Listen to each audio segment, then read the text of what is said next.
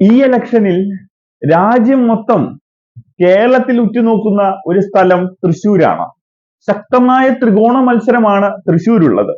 സ്വാഭാവികമായിട്ടും അത് വരുത്തിവെച്ചത് സുരേഷ് ഗോപി എന്ന് പറയുന്ന ആ മനുഷ്യന്റെ ഒറ്റയാൾ പോരാട്ടം തന്നെയാണ്. അദ്ദേഹം ഉണ്ടാക്കിയെടുത്ത ഒരു ജനകീയത, ആ ഒരു കരിസ്മ, അതൊക്കെ അദ്ദേഹത്തിന് നന്നായി ഉപകാരപ്പെട്ടിട്ടുണ്ട്. അത് പാർട്ടിയുടെ മാത്രം ബലമല്ല, അദ്ദേഹത്തിന് സെപ്പറേറ്റ് ഒരു വോട്ട് ഫാൻസ് ഉണ്ട്, സെപ്പറേറ്റ് അദ്ദേഹം ചെയ്ത നന്മയ്ക്കുള്ള ഒരു സപ്പോർട്ട് ഉണ്ട്. അപ്പൊ സ്വാഭാവികമായിട്ടും തൃശ്ശൂർ ആര് ജയിക്കുമെന്ന ചോദ്യമുണ്ട്. ഇതിന് പല ഉത്തരങ്ങളാണ് വരുന്നത്. പലരും പറയും സുരേഷ് ഗോപി വിജയിക്കും, ഉറപ്പാണ്, ഉറച്ച തീരുമാനമാണ് സുരേഷ് ഗോപി ജയിക്കുമെന്ന്. ഞാൻ പറയും MLA സീറ്റ് ആയിരുന്നുവെങ്കിൽ, നിയോജക മണ്ഡലത്തിലെ ഇലക്ഷൻ ആയിരുന്നെങ്കിൽ തൃശ്ശൂർ മണ്ഡലത്തിൽ സുരേഷ് ഗോപി വിജയിച്ചേക്കാം, ഉറപ്പാണ്. ഏകദേശം 99% സുരേഷ് ഗോപി വിജയിച്ചേക്കാം. കാരണം തൃശ്ശൂര് തോറ്റത് ഏകദേശം ഒരു 3% വോട്ട് കുറവിനാണ്, വളരെ കുറവ്, 5000-ന് താഴെ വോട്ടിനാണ് സുരേഷ് ഗോപി കഴിഞ്ഞ വട്ടം തോറ്റത്. പക്ഷെ MP ഇലക്ഷൻ, ലോക്സഭാ ഇലക്ഷന് സുരേഷ് ഗോപി വിജയിക്കുമോ? ഇതൊരു വലിയ ചോദ്യമാണ്. ഇതിലൊരു കാര്യമുണ്ട്, നമ്മൾ ആദ്യം നോക്കേണ്ടത് ഇത് എത്ര ജനങ്ങളുള്ള ഒരു സീറ്റാണ് എന്നൊക്കെ നോക്കിക്കഴിഞ്ഞാൽ അത് നിസ്സാര സീറ്റല്ല. 7 നിയമസഭാ സീറ്റുകൾ അടങ്ങിയതാണ്. തൃശ്ശൂര്, നാട്ടിക, മണലൂര്, ഇരിങ്ങാലക്കുട, പുതുക്കാട്, ഗുരുവായൂര്, മണലൂര്, ഇങ്ങനെ ഒല്ലൂര്, ഇങ്ങനെ കുറെ സ്ഥലങ്ങൾ ഉൾപ്പെട്ടതാണ് തൃശ്ശൂര് മണ്ഡലം വരുന്നത്. അതുകൊണ്ട് തന്നെ തൃശ്ശൂര് നേടുക നിസ്സാരമായ കാര്യമല്ല, പ്രത്യേകിച്ച് സുരേഷ് ഗോപിക്ക്, BJP എന്ന പാർട്ടിക്ക്. കാരണം BJP നേടിയ വോട്ട് ഷെയർ അവസാനം വന്ന നിയമസഭാ ഇലക്ഷനിൽ നമുക്കൊന്ന് നോക്കാം. നാട്ടികയിൽ CPIക്ക് 47% വോട്ടാണ് കിട്ടിയത്. 28%, ഏകദേശം 29%-ഓളം വോട്ട് UDF നേടിയിരുന്നു. 22-ന് താഴെ ശതമാനമാണ് BJP അവിടെ നേടിയത്. ഇരിങ്ങാലക്കുട നോക്കുകയാണെങ്കിൽ 40%-ന് മുകളിലാണ് അവിടെയും CPM നേടിയിരിക്കുന്നത്, LDF നേടിയിരിക്കുന്നത്. 36%-മാണ് UDF-ന്റെ എങ്കിൽ 22.12%-മാണ് BJP-യുടെ ഷെയർ. പുതുക്കാട് നോക്കുകയാണെങ്കിൽ 46%-ന് മുകളിലാണ് KK രാമചന്ദ്രന്റെ വോട്ട്.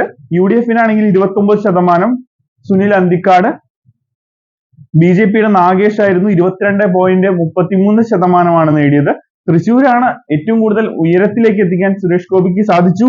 തൃശ്ശൂര് 33% UDF നേടിയപ്പോൾ, പത്മജ നേടിയപ്പോൾ 34.25% LDF-ഉം 31.3% BJP-യും നേടി.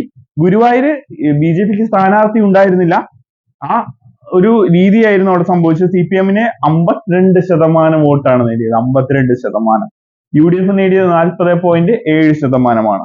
മണലൂര് നോക്കുകയാണെങ്കിൽ 46% LDF-നും 28% UDF-നും, BJP-ക്ക് നേടാൻ പറ്റിയത് 21%-മാണ്. ഒല്ലൂര് നോക്കുകയാണെങ്കിൽ അവിടെയും LDF ആണ് 49%, UDF നേടിയത് 35%-മാണ്, BJP നേടിയത് 14% മാത്രമാണ്. അതായത് 24%-ന് മുകളിൽ പോയത് തൃശ്ശൂര് മാത്രമാണ്. അപ്പോൾ തൃശ്ശൂർ എന്തായാലും ചിലപ്പോൾ 1-ാം സ്ഥാനത്തെത്തും സുരേഷ് ഗോപി, അതിൽ തർക്കമില്ല. തൃശ്ശൂർ മണ്ഡലത്തിൽ, അതായത് നിയമസഭാ മണ്ഡലം നോക്കുകയാണെങ്കിൽ 90%-വും സുരേഷ് ഗോപി ആയിരിക്കും ഒന്നാമതെത്തുക. തൃശ്ശൂർ അങ്ങനെ സുരേഷ് ഗോപി പിടിക്കും, അതിൽ യാതൊരു സംശയവുമില്ല. 90%-വും സുരേഷ് ഗോപി ആയിരിക്കും വിജയി. പക്ഷേ ബാക്കി മണ്ഡലം കൂടി കണക്കിലെടുക്കുമ്പോൾ അവിടെ ഒല്ലൂരുണ്ട്, ഇരിങ്ങാലക്കുടയുണ്ട്, ഗുരുവായൂരുണ്ട്, എല്ലായിടത്തും വോട്ട് ഷെയർ വർദ്ധിപ്പിക്കേണ്ടതുണ്ട്. പുതുക്കാടുണ്ട്, ഇവിടെ മണലൂരും നാട്ടികയിലുമൊക്കെ വോട്ട് ഷെയർ കൂടാൻ സാധ്യതയുണ്ട് BJP. ഏതായാലും വോട്ട് നന്നായി വാങ്ങും, പക്ഷെ വിജയിക്കാനുള്ള സാധ്യത എന്റെ അഭിപ്രായത്തിൽ വളരെ കുറവ് തന്നെയാണ്. കാരണം 7 ഭാഗങ്ങൾ നോക്കേണ്ടതുണ്ട്. ഇത് വിഷമിപ്പിക്കാൻ പറയുന്നതല്ല, പക്ഷെ നമുക്ക് ഒരു പ്രതീക്ഷ നൽകി അവസാനം ഒരുപാട് ആരാധകരുണ്ട്, ഒരുപാട് പേര് ആഗ്രഹിക്കുന്നുണ്ട് നമ്മുടെ സുരേഷ് ഗോപി തൃശ്ശൂർ ജയിക്കണം, തൃശ്ശൂരിന്റെ നന്മയ്ക്ക് സുരേഷ് ഗോപി വരണം എന്നൊക്കെ ആഗ്രഹിക്കുന്ന ഒരുപാട് മനുഷ്യരുണ്ട്. അവര് വിഷമിക്കരുത്. നമുക്ക് വിജയിക്കാതിരിക്കാം, അതൊന്നും പറയാൻ പറ്റില്ല. ജനങ്ങളാണ് അവസാന തീരുമാനം എടുക്കുക. ഇത് ജസ്റ്റ് ഒരു അനലൈസ് മാത്രമാണ്, ഒന്ന് നോക്കിയത് മാത്രമാണ്. അങ്ങനെ കണക്ക് നോക്കുമ്പോൾ ഇവിടെ വിജയിക്കാൻ സാധ്യത UDFന്റെ മണ്ഡലം കൂടിയാണ്. UDFന് ഏകദേശം 93,000 വോട്ടിന് കഴിഞ്ഞ വട്ടം വിജയിച്ചിരുന്നു. പക്ഷേ ഇപ്രാവശ്യം സുനിൽകുമാർ ഒരു ഭാഗത്ത് നിൽക്കുന്നുണ്ട്, ഒരു ഭാഗത്ത് മുരളീധരൻ ഉണ്ട്. ഇവര് രണ്ടുപേരും ആദ്യ 2 സ്ഥാനങ്ങൾ നേടാനാണ് സാധ്യത. 3-ാം സ്ഥാനമായിരിക്കാം സുരേഷ് ഗോപി നേടാൻ സാധ്യതയുള്ളത്. പക്ഷേ ഇവിടെ സുരേഷ് ഗോപി ഇതിനെല്ലാം, ഈ കണക്കുകളെല്ലാം കാറ്റിൽ പറത്തി 1-ാം സ്ഥാനം നേടിക്കഴിഞ്ഞാൽ അത് അദ്ദേഹത്തിന്റെ വിജയമാണ്. അദ്ദേഹം അവിടെ ദൈവമായി മാറുകയാണ്. ഒരു തരത്തിലും പ്രതീക്ഷിക്കാത്ത ഒരു സീറ്റ് തന്നെ അദ്ദേഹം നേടിയാൽ 7 സീറ്റാണ് ഏകദേശം BJP-യുടേതായി മാറുന്നത്. അതായത് അടുത്ത നിയമസഭാ ഇലക്ഷനിൽ 5 സീറ്റെങ്കിലും തൃശ്ശൂരിൽ നിന്ന് നേടാനും തൃശ്ശൂര് അങ്ങനെ BJP-യുടെ സുരക്ഷിത ഭാഗമാക്കി മാറ്റാനും സുരേഷ് ഗോപിക്ക് കഴിയും. അതോടുകൂടി BJP വളരും കേരളത്തിൽ എന്നത് കാണിച്ചു കൊടുക്കാൻ, തന്നിലൂടെ BJP-യെ വളർത്തിയെടുക്കാൻ സാധിച്ചു എന്ന് സുരേഷ് ഗോപിക്ക് അവകാശപ്പെടാൻ സാധിക്കും. അതൊരു വലിയ കാര്യം തന്നെയാണ്. അപ്പോ വിജയിക്കുമോ ഇല്ലയോ എന്ന് നമുക്ക് കാത്തിരുന്ന് കാണണം. പക്ഷേ കണക്കുകൾ കൂട്ടുമ്പോൾ ഇപ്പോൾ എനിക്ക് കിട്ടിയ ഒരു അറിവ്, അല്ലെങ്കിൽ ഈ കണക്കുകൾ, അതായത് യഥാർത്ഥ അറിവല്ല, വോട്ടിങ്ങിന്റെ അളവൊന്നുമല്ല നമ്മൾ പറയുന്നത്, ജസ്റ്റ് നോക്കുന്ന സമയത്ത് നിസാരമല്ല, എളുപ്പമല്ല തൃശ്ശൂര് എടുക്കാൻ.